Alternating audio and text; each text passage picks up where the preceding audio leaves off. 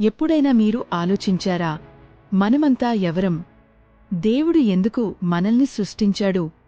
ఎందుకు జీవితంలో సుఖం కంటే కష్టం ఎక్కువగా కనిపిస్తోంది? తప్పు జరిగితే దేవుడు ఎందుకు వెంటనే ఆపడం లేదు?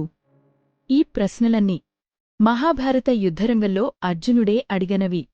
ఆయన అయోమయంలో నిలబడ్డాడు. అప్పుడు శ్రీకృష్ణుడు చిరునవ్వుతో తన సారథ్యాన్ని మాత్రమే కాదు, తత్వజ్ఞానాన్ని అందించాడు. సెక్షన్ 1. మనం ఎవరం? అర్జునుడు ధైర్యం కోల్పోయి కృష్ణుడిని ఇలా అడిగెను. అర్జునుడు: కేశవా, ఈ శరీరం చనిపోతుంది, కాని నేను ఎవరు? నేను శరీరమా, లేక ఇంకేదైనా? అప్పుడు కృష్ణుడు ఇలా అనెను అర్జునుడితో. కృష్ణుడు: అర్జునా, నీవు ఈ శరీరం కాదు, నీవు ఆత్మవు. శరీరం తాత్కాలికం, కాని ఆత్మ శాశ్వతం. నీ ఆత్మ నా లోపల ఉన్న చినుకులాంటిది. అది ఎప్పుడూ చావదు, ఎప్పుడూ పుడదు.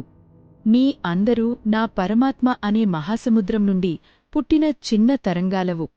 చిన్న ఉదాహరణ: ఒక మనిషి పాతబట్ట తీసేసి కొత్త బట్ట వేసుకుంటాడు.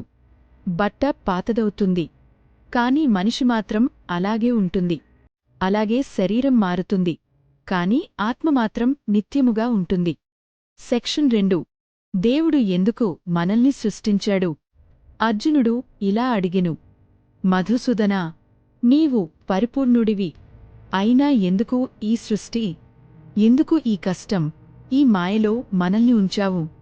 కృష్ణుడు ఇలా అనెను. అర్జునా, నేను ఆనంద స్వరూపుడిని. ఆనందం పంచితేనే పెరుగుతుంది. నేను నా ప్రేమను, కరుణను, ఆనందాన్ని అనుభవించాలనుకున్నాను. అందుకే సృష్టి చేశాను. పరమాత్మ జీవాత్మ బంధం తల్లి పిల్ల బంధంలాంటిది. తల్లి పిల్లాడిని ఆటపాటకు పంపుతుంది, కాని చివరికి అతడు తిరిగివచ్చి ఆమెను ప్రేమతో కోగిలించుకోవడం, అదే ఆమెకు పరమానందం.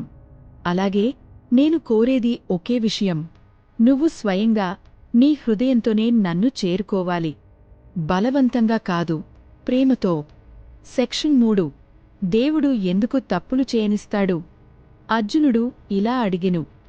గోవిందా, దేవుడే మనల్ని పుట్టిస్తే ఎందుకు ఈ తప్పులు చేస్తున్నాడు? ఎందుకు మనల్ని పరీక్షిస్తున్నాడు? కృష్ణుడు ఇలా అనెను. అర్జునా, నేను నీకు స్వేచ్ఛ ఇచ్చాను.